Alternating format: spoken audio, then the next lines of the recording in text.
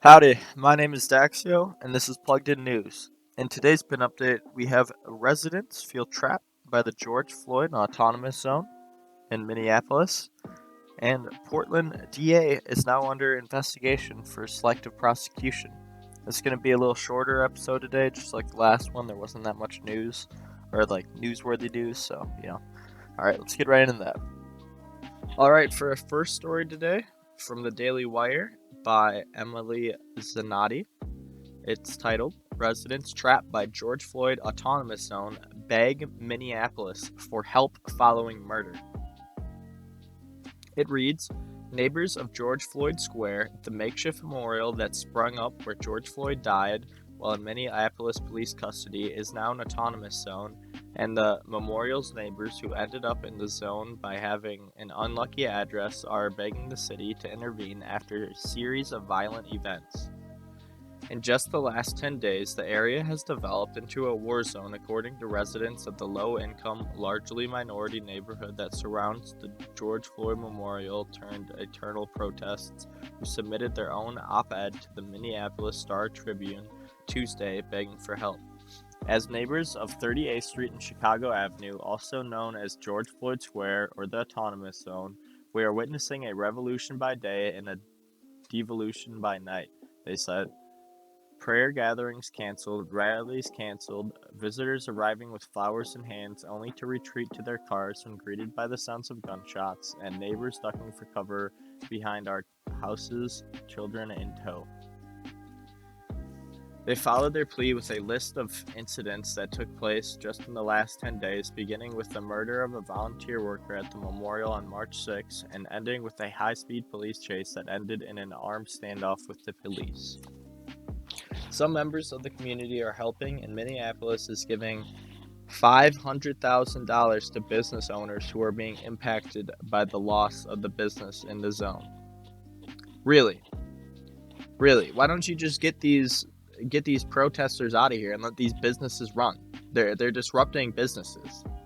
They're not peaceful protesters. It's terrible. It'd be a lot cheaper than $50,000 or $500,000 per business. That's all I'm saying.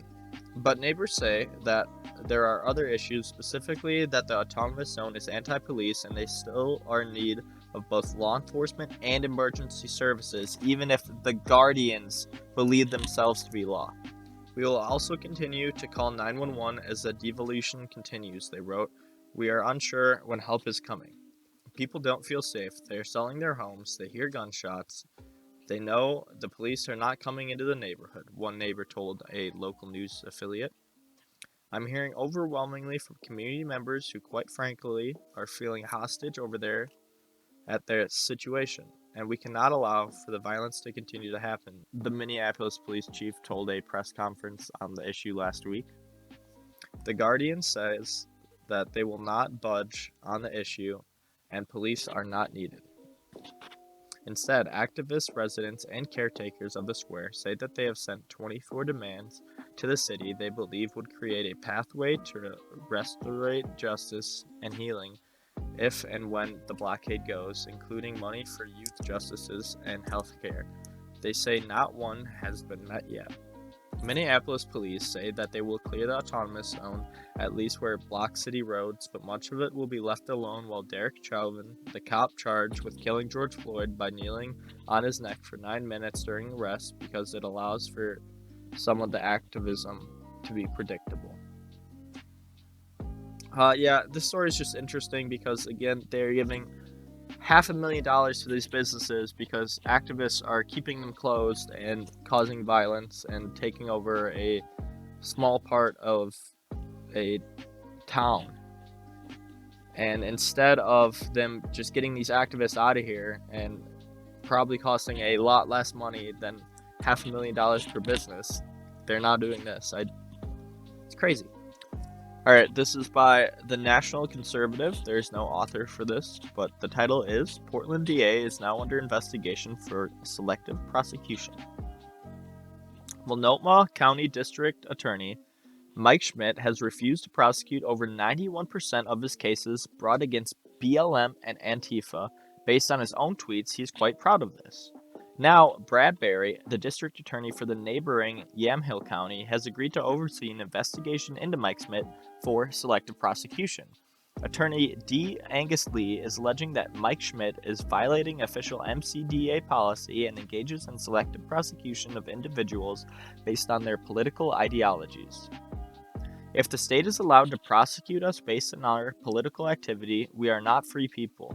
When prosecutors allow open criminal activity by their political allies but selectively prosecute those expressing views which they disagree, we are all in trouble, Attorney D. Langus Lee said. And that's the end of that story. Thank you guys so much for watching today's video. Here's the heartwarming clip of